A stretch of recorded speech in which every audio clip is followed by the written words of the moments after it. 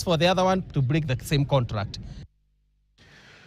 Huku ulimwengu ulipoadhimisha siku ya usafi wa hedhi ambayo huadhimishwa kila tarehe 28 mwezi Mei, wito umetolewa kwa serikali na wadau wengine kushirikiana ili kupunguza idadi ya wanafunzi wa kike ambao hukosa kuhudhuria masomo wakati wa hedhi.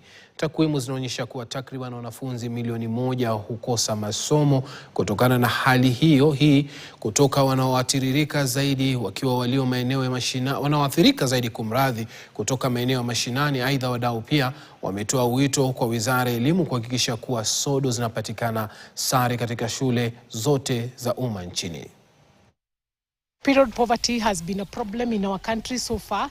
Statistics are indicating that 1 million girls still miss schools during their period days because they cannot access the period products.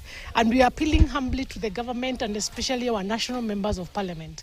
We are requesting them to make sure that even as they adjust the finance bill, let them not put taxes on the sanitary pads, because so far we have a challenge. And if we get a problem of having taxes increase on the sanitary products, we will have more problems, and the statistics of girls who are missing school for the lack of the same products will be higher. What the government can do is just lower the cost of some of these essentials, especially the sanitary pads, or else even give them for free to our institutions, and or at their disposal. They should, at least a girl can pick it for free from wherever they are.